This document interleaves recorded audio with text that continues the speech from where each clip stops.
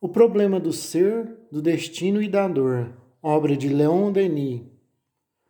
Leon Denis foi um dos mais extraordinários espíritas de todos os tempos, sucessor e propagador da obra de Allan Kardec, a qual ampliou em termos filosóficos. Seus elevados conceitos doutrinários, alicerçados na mais pura moral cristã e nos ensinamentos dos espíritos evoluídos, lançaram novas luzes sobre a doutrina espírita que enfrentava na época os duros ataques de grupos religiosos e científicos materialistas. Era também um orador excepcional, que sempre atraía multidões. Sua vida era regrada pelos exemplos de renúncia e de dedicação, tendo sempre e para todos uma palavra de ânimo. O problema do ser, do destino e da dor, essa obra magistral enfoca os problemas da angústia e da dor, o grandioso destino do homem e a maneira de compreender e equacionar os obstáculos e as vicissitudes da vida terrena. Quem somos? De onde viemos? Para onde vamos? Por que sofremos? Qual o objetivo da nossa existência?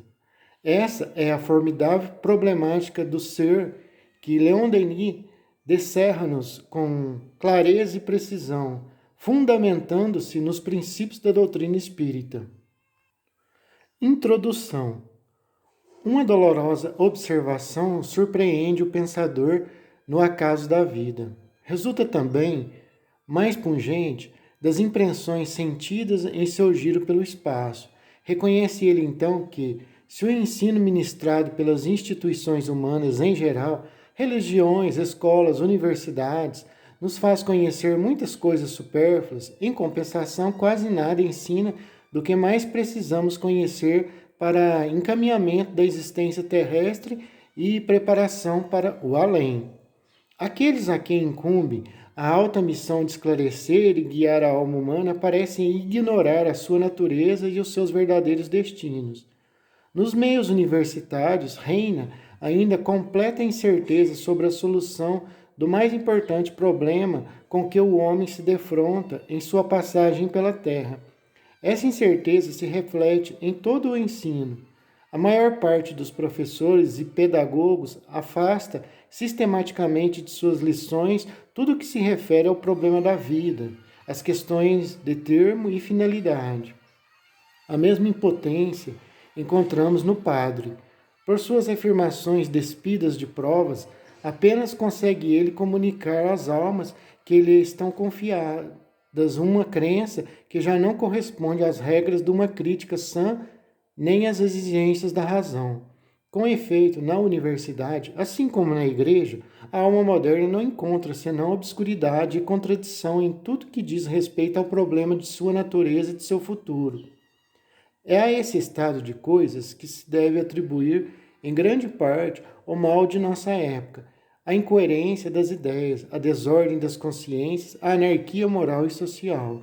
A educação que se dá às gerações é complicada, mas não lhes esclarece o caminho da vida, não lhes dá a têmpera necessária para as lutas da existência.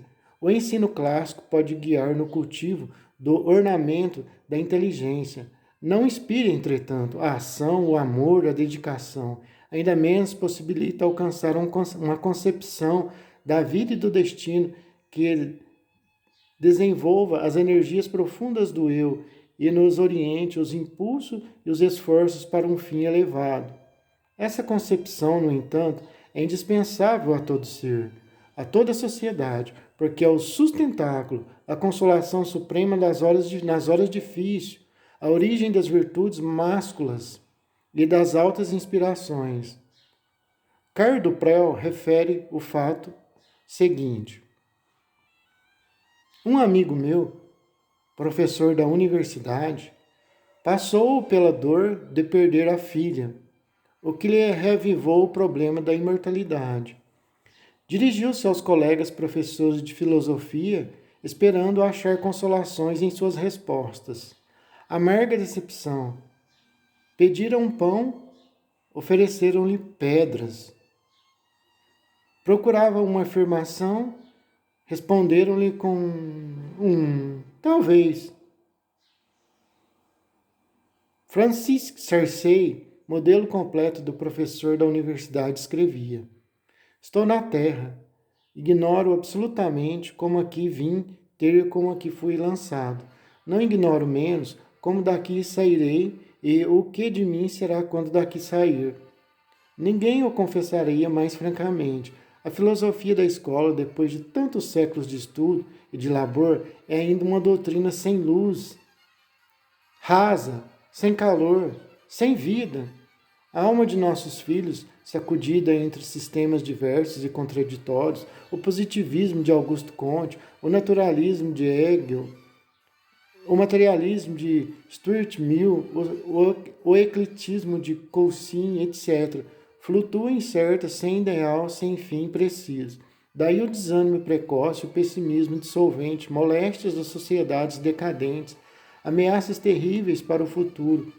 Aqui se junta o ceticismo amargo e zombeteiro de tantos moços da nossa época, em nada mais creem do que na riqueza, nada mais honra que o êxito. O eminente professor Raul Pictet assinala esse estado de espírito na introdução da sua última obra sobre as ciências psíquicas. Fala ele do efeito desastroso produzido pelas teorias materialistas na mentalidade de seus alunos e conclui assim: esses pobres moços admitem que tudo quanto se passa no mundo é efeito necessário e fatal de condições primárias em que a vontade não intervém. Consideram que a própria existência é, forçosamente, joguete da fatalidade inelutável, a qual estão entregues de pés e mãos ligados. Esses moços cessam de lutar logo as primeiras dificuldades. Já não creem em si mesmos, tornam-se túmulos vivos onde se encerram promiscuidade, suas esperanças, onde se encerram promiscuamente suas esperanças, seus esforços, seus desejos, fossa comum de tudo o que lhes fez bater o coração até ao dia do envenenamento. Tenho visto desses cadáveres diante de suas carteiras e no laboratório, e tem-me causado pena vê-los. Tudo isso não é somente aplicável a uma parte da nossa juventude, mas também a muitos homens do nosso tempo e da nossa geração, nos quais se pode verificar uma espécie de lassidão moral e de abatimento. F. Meyers o reconhece igualmente, diz ele: há uma espécie de inquietação, um descontentamento, uma falta de confiança no verdadeiro valor da vida. O pessimismo é a doença moral do nosso tempo. As teorias de Alain Reno, as doutrinas de Nietzsche, as doutrinas de Nietzsche, de Schopenhauer, de Hegel, etc., muito contribuíram, por sua parte, para disseminar esse estado de coisas. Sua influência por toda parte se derrama. Deve-se-lhes atribuir, em grande parte, esse lento trabalho, obra obscura de ceticismo e de desânimo, que se desenvolve na alma contemporânea, essa desagregação de tudo que fortifica a alegria, a confiança no futuro, as qualidades viris de nossa raça. É tempo de reagir com vigor contra essas doutrinas funestas que levam o ser humano à vala e procurar, fora da órbita oficial e das velhas crenças, novos métodos de ensino que correspondam às imperiosas necessidades da hora presente. É preciso dispor o espírito para os reclamos, os combates da vida presente e das vidas ulteriores. É necessário, sobretudo, ensinar o ser humano a conhecer-se, a desenvolver sobre o ponto de vista dos seus fins as forças latentes que nele dormem. Até aqui, o pensamento confinava-se em círculos estreitos. Religiões, escolas ou sistemas que se excluem e combatem reciprocamente. Daí essa divisão profunda dos espíritos, essas correntes violentas e contrárias que perturbam e confundem o meio social. Aprendamos a sair desses círculos austeros e a dar livre expansão ao pensamento. Cada sistema contém uma parte de verdade, nenhum contém a realidade inteira.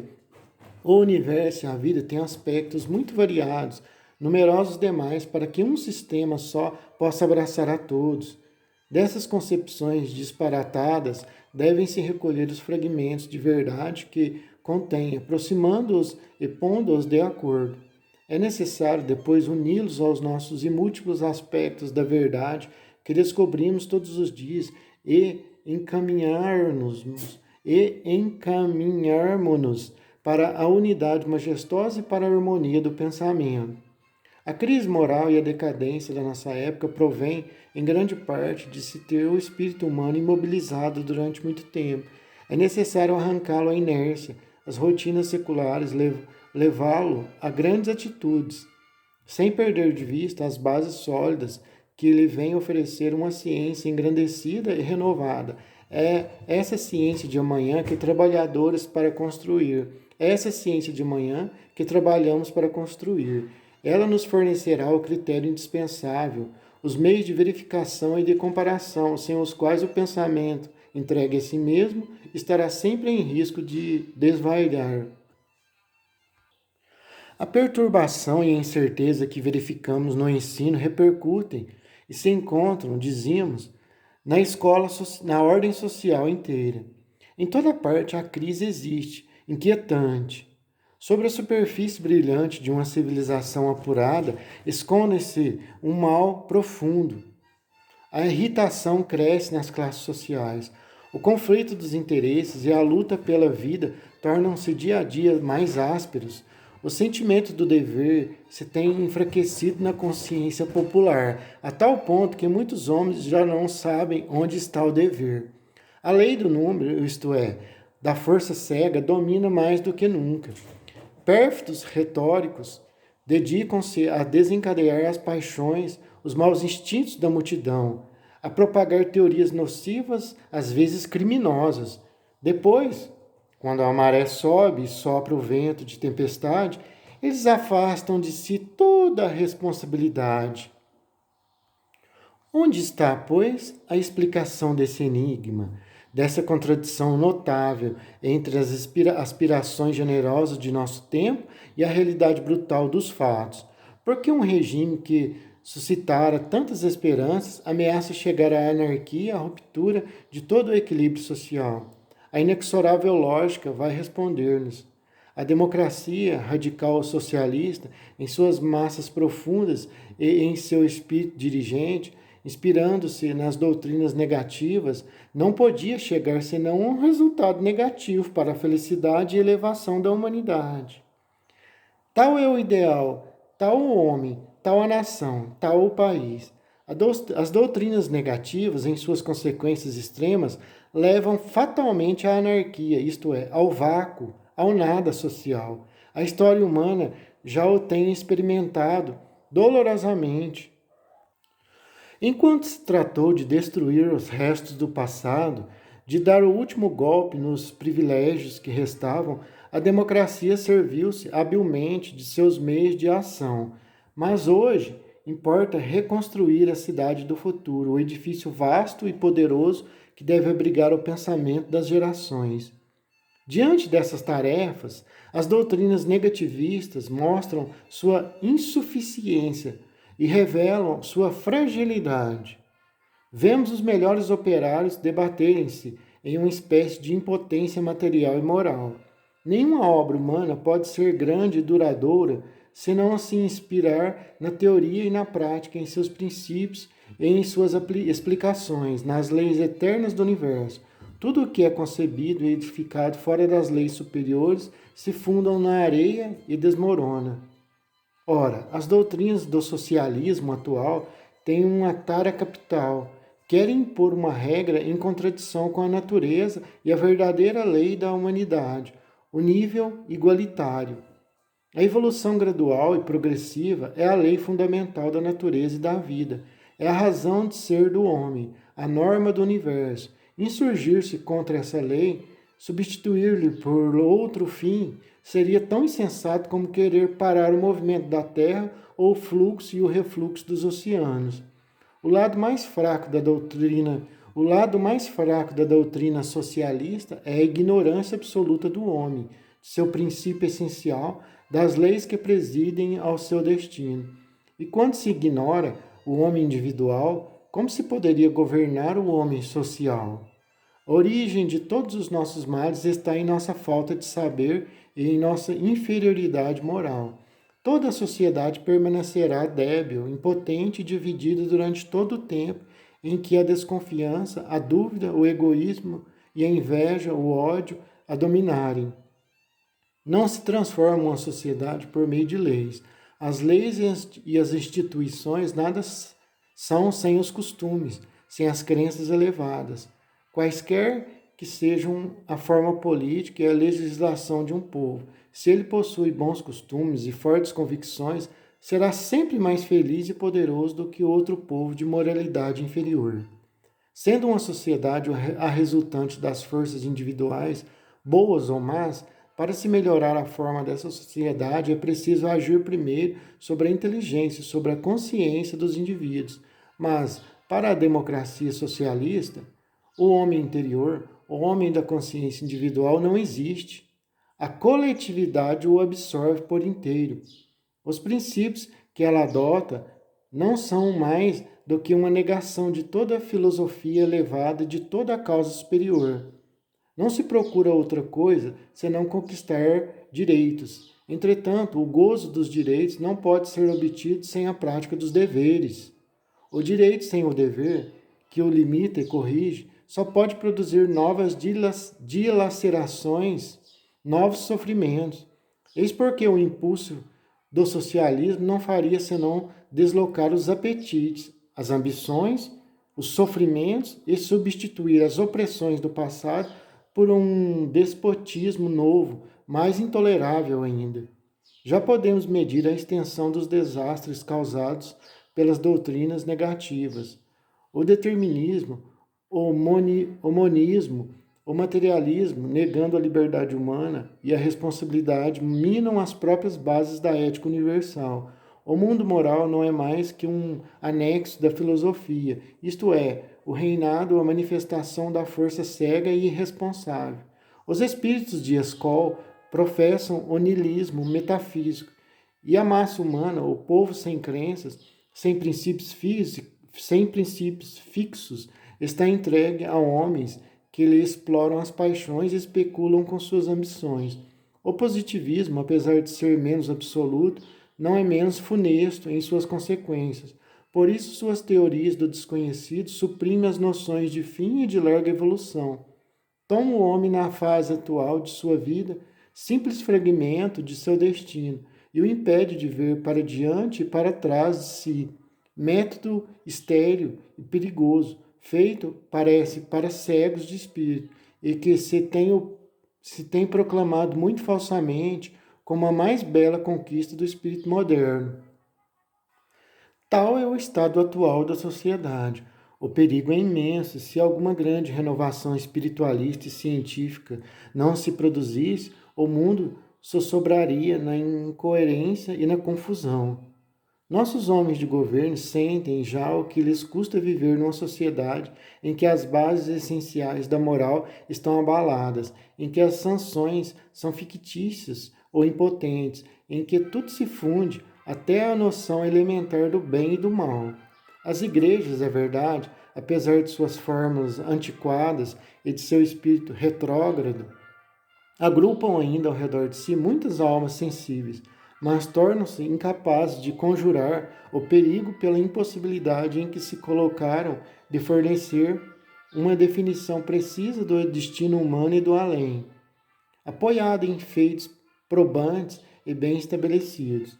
A religião que teria sobre esse ponto capital o mais alto interesse em se pronunciar conserva-se no vago. A humanidade, cansada dos dogmas e das especulações sem provas, mergulhou no materialismo ou na indiferença. Não há salvação para o pensamento, senão por meio de uma doutrina baseada na experiência e no testemunho dos fatos. De onde virá essa doutrina? Que poder nos livrará do abismo em que nos arrastamos? Que ideal novo virá dar ao homem a confiança no futuro e o fervor pelo bem? Nas horas trágicas da história, quando tudo parecia desesperado, nunca faltou socorro. A alma humana não se pode afundar inteiramente e perecer. No momento em que as crenças do passado se velam uma concepção nova da vida e do destino, baseada na ciência dos fatos, reaparece. A grande tradição revive sobre formas engrandecidas, mais novas e mais belas. Mostra a todos um futuro cheio de esperanças e de promessas. Saudemos o novo reino da ideia, vitoriosa sobre a matéria, e trabalhemos para preparar-lhe o caminho. A tarefa a cumprir é grande. A educação do homem deve-se ser inteiramente refeita. Essa educação, já ouvimos, nem a universidade nem a igreja estão em condições de fornecer, pois já não possuem as sínteses necessárias para esclarecer a marcha das nossas gerações. Uma só doutrina pode oferecer essa síntese, a do espiritualismo científico.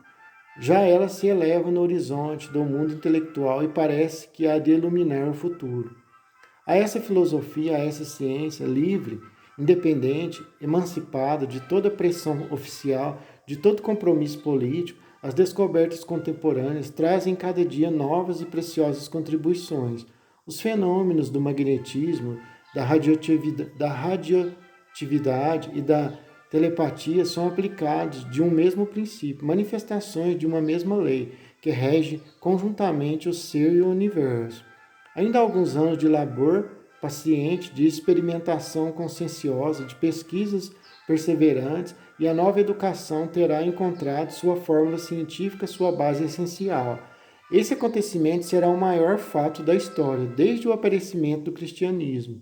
A educação, sabe-se, é o mais poderoso fator do progresso, pois contém em germe todo o futuro. Mas, para ser completa, deve inspirar-se no estudo da vida sobre suas duas formas alternantes, visível e invisível, em sua plenitude, em sua evolução ascendente para os cimos da natureza e do pensamento.